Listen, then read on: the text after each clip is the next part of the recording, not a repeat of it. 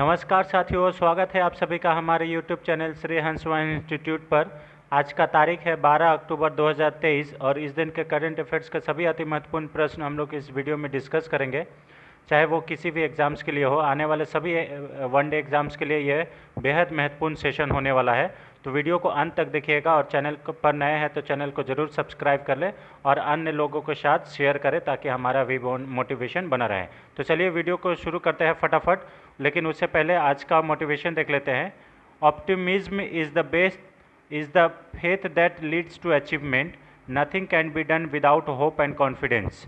जो इसका ये मतलब होता है कि आशावाद वह विश्वास है जो उपलब्धि की ओर ले जाता है। आशा और विश्वास के बिना कुछ भी संभव नहीं है और कुछ भी नहीं किया जा सकता है। इसीलिए हमेशा आप अपने ऊपर विश्वास रखिए और एक मन में आस रखिए कि हाँ, हम होंगे कामयाब एक दिन, है ना।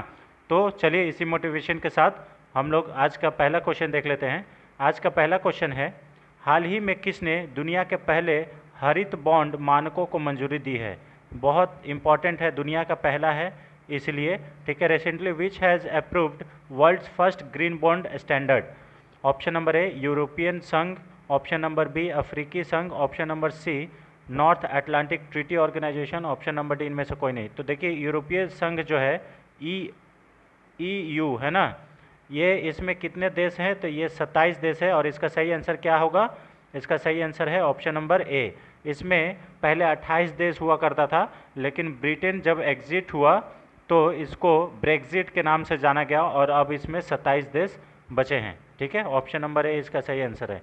यूरोपीय संघ ने दुनिया के पहले हरित बॉन्ड मानकों को मंजूरी दी है। यह मानक ग्रीन बॉन्ड जारी करने वाली कंपनियों के लिए है ताकि निवेशकों को टिकाऊ कंपनियों का चयन करने में मदद मिल सके। यह मानक ग्रीन वॉशिंग या भ्रामक जलवायु अनुकूल दावों से बचने में मदद करेगा। यूरोप दुनिया का सबसे बड़ा ग्रीन बॉन्ड जारी करता है। 2021 में वैश्विक मात्रा के आधे से अधिक के लिए जिम्मेदार था, ठीक है। जो कंपनी चाहती है कि यूरोपीय संघ उनके बॉन्ड को हरित के रूप में वर्गीकृत करे, उन्हें बॉन्ड से प्राप्त आय के उद्देश्य की पहचान करना आवश्यक है, ठीक है। तो इसे याद कर लीजिएगा। कंपनियों को यूरोपीय संघ की अस्थायी गतिविधियों की वर्गीकरण के लिए अनुरूप गतिविधियों के लिए जुटाई गई धनराशि का कम से कम 85% आवंटित करना होगा, ठीक है।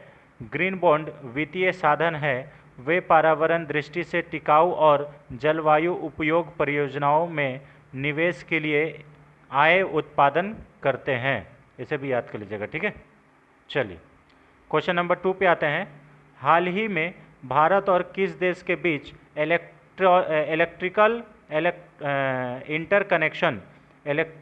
Interconnection green and clean hydrogen and supply chain पर एक समझौता ज्ञापन हुआ है, यानी कि एक सिग्नेचर हुआ है, एक MOU साइन हुआ है।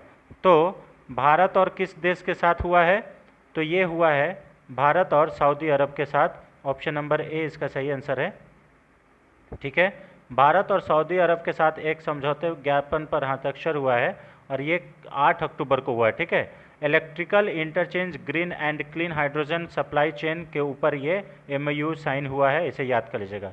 रियाद में मध्य पूर्व और उत्तरी अफ्रीका, ठीक है, जलवायु सप्ताह के अवसर पर केंद्रीय मंत्री RK सिंह और सऊदी अरब के मंत्री अब्दुल अजीज़ बिन सलमान अल सऊद के बीच समझौता ज्ञापन पर हस्ताक्षर हुआ।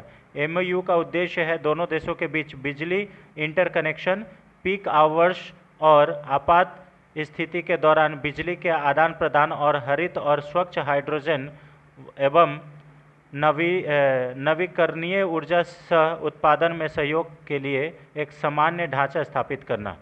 तो ये दोनों देशों के बीच में अभी MOU साइन हुआ है, भारत और सऊदी अरब के बीच, ठीक है। इसमें पहले RK सिंह ने नेतृत्व में एक भारतीय प्रतिनिधि मंडल ने रियाद में आयोजित मीना जलवायु सप्ताह के उच्च स्तरीय खंड में भाग लिया। भारत 2030 तक सकल घरेलू उत्पाद की उत्सर्जन तीव्रता 45% कम करने और 2070 तक शुद्ध शून्य के लक्ष्य को प्राप्त करने के लिए महत्वपूर्ण कदम उठा रहा है। यानी कि देखिए भारत जो है वो बोला है कि 2030 तक सकल घरेलू उत्पाद में हम लोग जो कार्बन का उत्सर्जन है वो 45% कम कर देंगे और 2070 तक हम लोग कार्बन न्यूट्रल कंट्री हो जाएंगे। ठीक है, 2070 का लक्ष्य रखा हुआ है, जीरो कार्बन एमिशंस। ठीक है, भारत ने स्थायी जैव ईंधन में अंतर्राष्ट्रीय सहयोग बढ़ाने के लिए मीना देशों में वैश्विक जैव ईंधन संगठन में शामिल होने का आह्वान किया है। अब मीना में कौन कौन सा देश है, तो मिडिल ईस्ट के देश है और नॉर्थ अफ्रीकी देश है, इसे भी याद कर लीजिएगा। मिडिल ईस्ट MENA है ना, तो ये मीना हो गया, इसे भी याद कर लीजिएगा। ठीक है, चलिए क्वेश्चन नंबर 3 पे आते हैं। क्वेश्चन नंबर 3 है, ये भी बहुत ज़्यादा इंपॉर्टेंट है फ्रेंड्स। ठीक है ना, R21 मैट्रिक्स M जिसे हाल ही में मंजूरी दी गई है, किस बीमारी के खिलाफ टीका है, यानी कि ये एक वैक्सीन का नाम है। ठीक है, और इसको अभी हाल ही में WHO के द्वारा अप्रूवल मिला है। तो ये किस बीमारी की दवा है, तो ये है मलेरिया से लड़ने के लिए ये दवा। ऑप्शन नंबर बी इसका सही आंसर है, मलेरिया। ठीक है, विश्व स्वास्थ्य संगठन WHO ने बच्चों में मलेरिया की रोकथाम के लिए नए टीके R21 और मैट्रिक्स M की सिफारिश की है। इसे ऑक्सफोर्ड विश्वविद्यालय और सीरम इंस्टीट्यूट ऑफ इंडिया द्वारा संयुक्त रूप से विकसित किया गया है। तो ये जो R21 और मैट्रिक्स M है वैक्सीन, इसमें सीरम इंस्टीट्यूट और ऑक्सफोर्ड यूनिवर्सिटी दोनों मिल के बनाया है। R21 वैक्सीन RTS/AS01 वैक्सीन के बाद WHO द्वारा अनुशंसित दूसरी मलेरिया वैक्सीन है, इसे भी याद कर लीजिएगा। ठीक है, जिसे 2021 में WHO की सिफारिश मिली थी। दोनों टीकों को बच्चों में मलेरिया के रोकथाम के लिए सुरक्षित एवं प्रभावी दिखाया गया है। और 7 अगस्त को ही आपको मालूम होगा स्वास्थ्य दिवस मनाया जाता है, इसे भी याद कर लीजिएगा, इंपॉर्टेंट है। ठीक है ना, 7 अप्रैल को होगा, सॉरी है ना, 7 अप्रैल, इसे याद कर लीजिएगा। इस दिन हम लोग विश्व स्वास्थ्य दिवस मनाया जाता है, इसे भी याद करें। ठीक है, क्वेश्चन नंबर 4 पे आते हैं। हाल ही में अंतर्राष्ट्रीय बालिका दिवस कब मनाया गया है? Recently international day of girl child has been celebrated when, है ना। Option number A 8 October, option number B 10 October, option number C 11 October, option number D 12 October. तो देखिए, अंतर्राष्ट्रीय बालिका दिवस ये 11 अक्टूबर को मनाया जाता है। ऑप्शन नंबर सी इसका सही आंसर है। लड़कियों के अधिकारों को मान्यता देने के लिए हर साल 11 अक्टूबर को अंतर्राष्ट्रीय बालिका दिवस मनाया जाता है। 19 दिसंबर 2011 को संयुक्त राष्ट्र महासभा ने 11 अक्टूबर को अंतर्राष्ट्रीय बालिका दिवस मनाने की घोषणा की थी। ठीक है, यह दिन लड़कियों के सामने आने वाली चुनौतियों का समाधान करने के लिए आवश्यकता पर ध्यान केंद्रित करने के लिए मनाया जाता है। यह लड़कियों के सशक्तिकरण और उनके मानवाधिकारों की पूर्ति को बढ़ावा देने के लिए आवश्यकता पर भी ध्यान केंद्रित करता है। ठीक है, इस वर्ष के अंतर्राष्ट्रीय बालिका दिवस का जो थीम है वो क्या है? लड़कियों के अधिकारों में निवेश, हमारा नेतृत्व, हमारा कल्याण। इसे भी याद कर लीजिएगा, ये इस बार का थीम है। ठीक है, तो यहाँ पे इंग्लिश में अगर थीम की बात करें तो क्या होगा? Invest in girls right, our leader, our wellbeing. इसे भी याद कर लीजिएगा। ठीक है, अब कुछ इंपॉर्टेंट हम लोग डेज का देख लेते हैं। जैसे अंतर्राष्ट्रीय वृद्धजन दिवस 1 अक्टूबर को मनाया जाता है। 2023 की थीम क्या है? वृद्ध व्यक्तियों के लिए मानव अधिकारों की सार्वभौमिक घोषणा, वादों को पूरा करना पीढ़ियों तक। विश्व पारेवास दिवस ये 2 अक्टूबर को मनाया जाता है। इस बार का जो थीम है, लचीली शहरी अर्थव्यवस्थाएं, विकास और पूर्ण प्राप्ति के चालक के रूप में शहर। अंतर्राष्ट्रीय अहिंसा दिवस 2 अक्टूबर को मनाया जाता है। और 2023 का थीम क्या है? हिंसा को ना कहें। ठीक है, उसके बाद विश्व प्रकृति दिवस 3 अक्टूबर को मनाया जाता है। राष्ट्रीय डॉल्फिन दिवस ये 5 अक्टूबर को मनाया जाता है। विश्व शिक्षक दिवस ये 5 अक्टूबर को मनाया जाता है। और राष्ट्रीय शिक्षक दिवस ये 5 सितंबर को मनाया जाता है। विश्व शिक्षक दिवस का इस बार का जो थीम है 2023 का, हमें जिस शिक्षा के लिए शिक्षकों की आवश्यकता है, शिक्षकों की कमी को दूर करने के लिए वैश्विक अनिवार्यता है। ठीक है, विश्व सेरेब्रल पाल्सी दिवस ये 6 अक्टूबर को मनाया जाता है, जो कि बहुत इंपॉर्टेंट है फ्रेंड्स, है ना। उसके बाद विश्व मुस्कान दिवस ये 6 अक्टूबर को मनाया जाता है। विश्व कपास दिवस ये 7 अक्टूबर को मनाया जाता है। भारतीय वायुसेना दिवस ये 8 अक्टूबर को मनाया जाता है। Glory that touch the sky, ठीक है ना। विश्व डाकघर दिवस ये 9 अक्टूबर को मनाया जाता है। विश्व डाक दिवस 2023 की जो थीम है वो है together for trust collaborating for a safe and connected future. ये इस बार का थीम है, इम्पॉर्टेंट है, ठीक है। विश्व मानसिक स्वास्थ्य दिवस ये 10 अक्टूबर को मनाया जाता है। राष्ट्रीय डाक दिवस ये भी 10 अक्टूबर को मनाया जाता है। गुड मैन्युफैक्चरिंग प्रैक्टिस डे ये भारत में मनाया जा रहा है, ठीक है, ये भारत में मनाया जा रहा है, इंडिया में, इसे भी याद कर लीजिएगा, ठीक है, भारत में मनाया जा रहा है। गुड मैन्युफैक्चरिंग प्रैक्टिस डे ये 10 अक्टूबर को भारत में मनाया गया, ठीक है। अंतर्राष्ट्रीय बालिका दिवस ये 11 अक्टूबर को मनाया गया। अंतर्राष्ट्रीय बालिका दिवस का थीम क्या है? लड़कियों के अधिकारों में निवेश करना, हमारा नेतृत्व, हमारा कल्याण। और विश्व गठिया दिवस ये है 12 अक्टूबर को मनाया जाता है, इसे भी याद कर लीजिए, ठीक है। क्वेश्चन नंबर 5 पे आते हैं। अखिल भारतीय पुलिस विज्ञान कांग्रेस, ठीक है, all India police science Congress का 49वां संस्करण 7 अक्टूबर को कहाँ पर आयोजित किया गया? Option number A Jaipur, option number B Dehradun, option number C Lucknow, option number D Gurugram. तो देखिए ये जो ऑर्गेनाइज किया गया है ये किया गया है हमारा देहरादून में, ठीक है, इसे याद कर लीजिएगा, सॉरी देहरादून में किया गया है, इसे भी याद कर लीजिएगा, ठीक है। ये 49वां संस्करण है, 7 अक्टूबर को इसका ऑर्गेनाइजेशन किया गया था, तो देहरादून में अखिल भारतीय पुलिस विज्ञान कांग्रेस का मनाया गया। ऑप्शन नंबर बी इसका सही आंसर है। 7 अक्टूबर को देहरादून में अखिल भारतीय पुलिस विज्ञान कांग्रेस का आयोजन किया गया। उत्तराखंड पुलिस द्वारा 49वीं अखिल भारतीय पुलिस विज्ञान कांग्रेस का आयोजन देहरादून के वन अनुसंधान संस्थान में किया गया। इसका आयोजन अमृत काल में पुलिसिंग की थीम पर भी की गई है। तो ये इस बार का थीम क्या है? अमृत काल में पुलिसिंग, ठीक है। हर साल होने का यह आयोजन bureau of police research and development के तत्वाधान में आयोजित किया जाता है। केंद्रीय गृह मंत्रालय के केंद्रीय गृह मंत्री अमित शाह मुख्य अतिथि के रूप में थे, और जबकि उत्तराखंड के मुख्यमंत्री पुष्कर सिंह धामी जो है ये सम्मानित अतिथि थे, इसे भी याद कर लीजिएगा, ठीक है। उत्तराखंड की राजधानी जो है वो गैरसैंण भी है और देहरादून भी है, इसे भी याद कर लीजिएगा, ठीक है। अब यहाँ पे देखिए 49वें ये जो संस्करण था इसमें 6 विषयों पर चयन हुआ है, जैसे 5G युग में, ये 1.5 नहीं है, वो एक नंबर है, ठीक है ना। 5G युग में पुलिस व्यवस्था, दूसरा नंबर नारकोटिक्स एक गेम चेंजिंग दृष्टिकोण, तीसरा पुलिस और केंद्रीय सशस्त्र पुलिस बलों के बीच समन्वय, चौथा राष्ट्रीय अपराध रिकॉर्ड ब्यूरो NCRB, पांचवा आंतरिक सुरक्षा और सोशल मीडिया चुनौतियां, और छठा सामुदायिक पुलिस। ये 6 विषयों पर इस सम्मेलन में, इस कांग्रेस में बात हुआ है। 1970 में सभी पुलिस एजेंसियों को उनके बुनियादी ढांचे, मानव संसाधन और प्रक्रियाओं को बेहतर बनाने में सहायता करने के लिए नई दिल्ली में PBR&D की स्थापना की गई थी, ठीक है। PBR&D सभी रैंक के पुलिस अधिकारियों, तकनीकी विशेषज्ञों और फॉरेंसिक विशेषज्ञों को सक्रिय रूप से भाग लेने और चर्चा में योगदान के लिए एक मंच प्रदान करने के लिए एक ऐसी कांग्रेस का आयोजन करता है, ठीक है, इसे भी याद कर लीजिएगा, ठीक है। चलिए क्वेश्चन नंबर 6 पे आते हैं। हाल ही में GST परिषद ने गुड़ पर GST 28% से घटाकर कितना % कर दिया है? इसका अनिवार्य किया है। गुड़ जो मीठा है ना उसके ऊपर GST जो है वो कितना % कम कर दिया है? तो 28% से घटाकर 5% कर दिया है। ऑप्शन नंबर ए इसका सही आंसर है, ठीक है, 5%। GST काउंसिल के ने गुड़ पर GST जो है वो 28% से घटाकर 5% करने का निर्णय लिया है।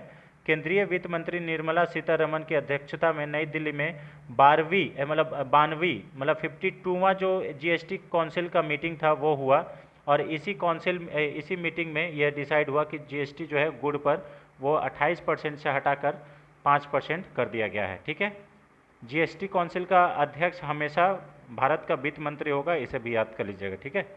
GST परिषद ने प्रस्तावित GST अपीलीय न्यायाधिकारों के अध्यक्ष और सदस्यों की नियुक्ति की शर्तों में पात्रता और आयु के संबंध में संशोधन की सिफारिश की है। GST परिषद ने मानव उपभोग के लिए अल्कोहलिक शराब के निर्माण में इस्तेमाल होने वाले एक्स्ट्रा न्यूट्रल अल्कोहल को जीएसटी से बाहर रखने की भी सिफारिश हुआ है, इसे भी याद कर लीजिएगा, ठीक है। इसने गन्ना किसानों को बकाया राशि को तेजी से भुगतान करने के लिए राहत देने और पशु चारा निर्माण की लागत को कम करने के लिए गुड़ पर जीएसटी घटा दिया गया है, ठीक है।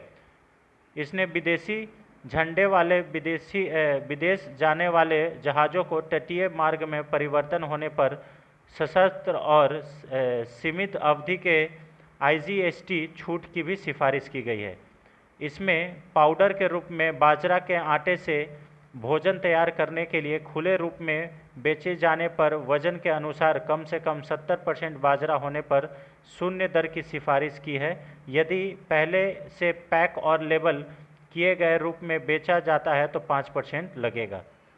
औद्योगिक उपयोग के लिए रेक्टिफाइड स्पिरिट को कवर करने के लिए सीमा शुल्क ट्रैफिक अधिनियम में 8 अंकीय स्तर पर एक अलग ट्रैफिक एचएस कोड बनाया गया है, इसे भी याद कर लीजिएगा, ठीक है, एचएस कोड। क्वेश्चन नंबर 7 पे आते हैं। तो ये अभी हम लोग क्वेश्चन डिस्कस कर चुके हैं। भारत में गुड मैन्युफैक्चरिंग डे कब मनाया गया है? तो ये 11 अक्टूबर को मनाया गया है, इसे भी याद कर। ऑप्शन नंबर डी इसका सही आंसर है, गुड मैन्युफैक्चरिंग डे, ठीक है, 11 October. Sorry I am extremely sorry, ये 11 अक्टूबर नहीं 10 अक्टूबर को होगा, ठीक है। गुड मैन्युफैक्चरिंग डे जो है अभी हम लोग पढ़े थे 10 अक्टूबर को होगा। ऑप्शन नंबर सी इसका सही आंसर है, ठीक है। भारत 10 अक्टूबर को गुड मैन्युफैक्चरिंग प्रैक्टिस डे के रूप में मना रहा है और इसमें भारत सरकार इंडियन ड्रग्स मैन्युफैक्चरर एसोसिएशन के साथ 10 अक्टूबर 2023 को वर्तमान में गुड मैन्युफैक्चरिंग प्रैक्टिस दिवस मनाया जा रहा है, ठीक है। इसमें सीजीएमपी दिवस पहली बार मनाया जा रहा है। यह दिन सीजीएमपी दिशा निर्देशों पर जागरूकता पैदा करने के लिए संपूर्ण दवा उद्योग को समर्पित है, ठीक है। जीएमपी नियम उत्पाद की गुणवत्ता बढ़ाने के लिए आवश्यक मानक निर्धारित करते हैं। वर्तमान में ड्रग्स और कंपोजिट नियम की अनुसूची एम के तहत जीएमपी संशोधन के अधीन है, ठीक है। भारत दवा में निर्माण इकाइयों की संख्या में लगभग 10,500 है। इनमें से केवल 2,000 के पास WHO जीएमपी प्रमाण पत्र है, ठीक है। औषधि और प्रसाधन सामग्री नियम 1945 की अनुसूची एम में प्रस्तावित संशोधन में उन्नत जीएमपी मानकों को लागू करने के लिए बड़ी कंपनियों में यानी कि 250 करोड़ से अधिक टर्नओवर वाली कंपनी के लिए 6 महीनों की अवधि दी गई है। दूसरी ओर उन्नत जीएमपी मानकों को लागू करने के लिए जो एमएसएमई कंपनी है यानी कि 250 करोड़ से कम जिसका टर्नओवर है उसके लिए 12 महीने की अवधि दी गई है, ठीक है। तो ये इंपॉर्टेंट है, ठीक है ना। 10 अक्टूबर को गुड मैन्युफैक्चरिंग डे प्रैक्टिस मनाया जा रहा है। क्वेश्चन नंबर 8 पे आते हैं। 16वीं राष्ट्रीय कृषि विज्ञान कांग्रेस 10 अक्टूबर 2023 को कहाँ आयोजित की जा रही है? यानी कि ये आयोजन हो गया है 10 अक्टूबर को। तो ये 16वीं राष्ट्रीय कृषि विज्ञान कांग्रेस है, इसे भी याद कर लीजिएगा, 16वां संस्करण है। तो ये जो मनाया गया है ये कोची में मनाया गया है। ऑप्शन नंबर बी इसका सही आंसर है, कोची, ठीक है। 16वीं राष्ट्रीय कृषि विज्ञान कांग्रेस 10 अक्टूबर 2023 को कोची में आयोजित किया गया। केंद्रीय मत्स्य पालन मंत्री पुरुषोत्तम रूपाला ने 10 अक्टूबर को इसका उद्घाटन किया। कांग्रेस का उद्देश्य इस कांग्रेस का उद्देश्य है भारत कृषि खाद्य प्रणालियों को टिकाऊ उद्यमों में बदलने के बारे में एक वैज्ञानिक चर्चा तैयार करना, ठीक है। कृषि विज्ञान कांग्रेस पहली बार केरल में आयोजित की जा रही है। तो ये जो कांग्रेस है ये पहली बार केरल में आयोजित की जा रही है। इसका आयोजन राष्ट्रीय कृषि अनुसंधान या विज्ञान एकेडमी द्वारा किया जाता है। इसका मेजबान जो है ICAR केंद्रीय समुद्री मत्स्य अनुसंधान संस्थान द्वारा किया जाता है। कांग्रेस के दौरान कृषि और समृद्ध क्षेत्रों पर 10 विषयगत सत्र होंगे, इसे भी याद कर लीजिएगा, ठीक है। 10 विषयगत सत्र होंगे, ठीक है, इंपॉर्टेंट है। क्वेश्चन नंबर 9 पे आते हैं। वार्षिक संयुक्त HADR अभ्यास चक्रवात अभ्यास कहाँ आयोजित किया जा रहा है? तो HADR जो है ये अभ्यास है ये चक्रवात अभ्यास है, इसे भी याद कर लीजिएगा, एक्सरसाइज है, ठीक है ना। तो ये कहाँ किया जा रहा है, तो ये किया जा रहा है गोवा में। ऑप्शन नंबर ए इसका सही आंसर है, गोवा, ठीक है। वार्षिक संयुक्त HADR अभ्यास, चक्रवात अभ्यास गोवा में आयोजित किया जा रहा है। वार्षिक संयुक्त ये HADR अभ्यास संयुक्त कमांडर सम्मेलन 2015 के दौरान घोषित माननीय प्रधानमंत्री के दिशा निर्देश पर परिणाम है, ठीक है। 2015 में अपने पहले संस्करण के बाद वार्षिक संयुक्त HADR अभ्यास चक्रवात ने खुद को एक समूह एजेंसी प्रयास में बदल दिया है। इसमें तीनों सेनाओं, अर्धसैनिक बलों के साथ साथ कई आपदा प्रतिक्रिया संगठनों, गैर सरकारी संगठनों, शैक्षणिक संस्थानों और अंतर्राष्ट्रीय संगठनों की भागीदारी शामिल है। यानी कि इसमें सारे लोग मिल के संयुक्त रूप से इसका अभ्यास करते हैं, इसे भी याद करिएगा, ठीक है। इसमें गैर सरकारी, सरकारी सारे लोग हैं, अंतर्राष्ट्रीय संगठन भी इसमें शामिल है, ठीक है, इसे भी याद कर लीजिएगा। 2016 से यह अभ्यास भारतीय सेना, भारतीय नौसेना और भारतीय वायुसेना यानी कि तीनों सेनाओं के द्वारा रोटेशनल के आधार पर आयोजित किया जाता है, ठीक है। एक बार भारतीय वायुसेना करेगा, एक बार भारतीय जो नौसेना है वो करेगा और एक बार भारतीय सेना करेगा, ठीक है। रोटेशनल वाइज इसका आयोजन किया जा रहा है। अभ्यास का अंतिम संस्करण इंडियन एयरफोर्स के द्वारा आगरा में किया गया था, इसे भी याद कर लीजिएगा। 9 से 11 अक्टूबर तक यह अभ्यास संस्करण चला है, इसे भी याद कर लीजिएगा, ठीक है। नौसेना के द्वारा गोवा में आयोजित किया गया, गोवा में। 2023वां संस्करण सभी हितधारकों के बीच राष्ट्रीय स्तर पर प्रयासों का समन्वय करेगा, साथ ही हिंद महासागर क्षेत्र में 8 देशों की भागीदारी भी देखेगा। तीन दिनों के लिए नियोजित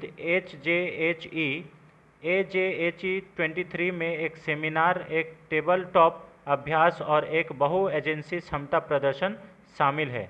इस वर्ष के अभ्यास का लोगो सभी भाग लेने वाली एजेंसियों के शिखर और प्रतीक चिन्ह और एक ही इकाई में सभी देशों के झंडे को दर्शाया गया है, जो दर्शाता है कि HADR सभी एजेंसियों द्वारा संयुक्त और एकीकृत कार्यवाही पर निर्भर करेगा, ठीक है। चलिए क्वेश्चन नंबर 10 पे आते हैं, आज का लास्ट क्वेश्चन फ्रेंड्स। हाल ही में 8वां ब्रिक्स अंतर्राष्ट्रीय प्रतियोगिता सम्मेलन 11 अक्टूबर 2023 को कहाँ शुरू हुआ है? तो 8वां ब्रिक्स अंतर्राष्ट्रीय प्रतियोगिता सम्मेलन, तो ये जो हुआ है ये नई दिल्ली में आयोजित हुआ है। ऑप्शन नंबर ए इसका सही आंसर है, ठीक है, इसे भी याद कर लीजिएगा। और ब्रिक्स में कितना देश है आप लोग कमेंट बॉक्स में ज़रूर हमें बताइएगा, जैसे ब्राज़ील, रसिया, ठीक है, इंडिया, चाइना, साउथ अफ्रीका, है ना। तो आप बताइएगा और कौन कौन इसमें शामिल है। ऑप्शन नंबर ए इसका सही आंसर है। 8वां ब्रिक्स अंतर्राष्ट्रीय प्रतियोगिता सम्मेलन जो है ये 11 अक्टूबर को नई दिल्ली में शुरू किया गया है और इस सम्मेलन का विषय है प्रतिस्पर्धा कानून और नीति में नए मुद्दे, आयाम और परिप्रेक्ष्य और चुनौतियां। ये है इस बार का थीम।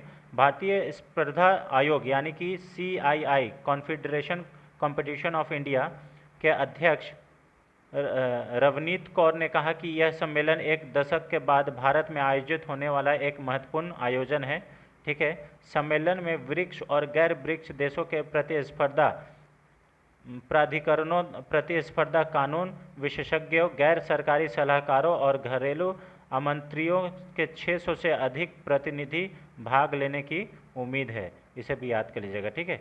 ब्रिक्स प्रतियोगिता प्राधिकरण के प्रमुख 13 अक्टूबर 2023 को समापन समारोह को संबोधित करेंगे और एक संयुक्त वक्तव्य पर हस्ताक्षर करेंगे। तो ये कब समाप्त होगा? 13 अक्टूबर 2023 को, ठीक है। सम्मेलन की मेजबानी ब्रिक्स प्रतियोगिता प्राधिकरण द्वारा द्विवार्षिक रूप से की जाएगी, इसे भी याद कर लीजिएगा। ब्रिक्स देशों के प्रतिस्पर्धा अधिकारियों के बीच सहयोग, अनुभव साझा करने के लिए, आपसी सीखने को बढ़ावा देने के लिए एक मंच प्रदान करता है, इसे भी याद कर लीजिएगा, ठीक है। ये इंपॉर्टेंट है फ्रेंड्स, है ना। कंपटीशन कमीशन ऑफ इंडिया का जो चेयरमैन है वो कौन है? तो ये रवनीत कौर है, इसे भी याद कर लीजिएगा, इंपॉर्टेंट है, ठीक है। तो ये रहा फ्रेंड्स आज का 10 अति महत्वपूर्ण प्रश्न जो कि आने वाले सभी प्रतियोगी परीक्षाओं के पॉइंट ऑफ व्यू से बेहद महत्वपूर्ण है। आई होप आपको ये वीडियो हमारा प्रयास अच्छा लगा होगा और अगर वीडियो अच्छा लगता है, चैनल पर नए हैं तो चैनल को ज़रूर सब्सक्राइब करें और अन्य लोगों के साथ इसे शेयर करें, ठीक है। और अपने सोशल मीडिया पे भी इसे शेयर करें अन्य लोगों के साथ और इसे सब्सक्राइब करने के लिए बोले, आप भी सब्सक्राइब कर लें, ठीक है। चलिए, thanks for watching friends, thank you so much. मिलते हैं नेक्स्ट वीडियो में, तब तक के लिए जय हिंद।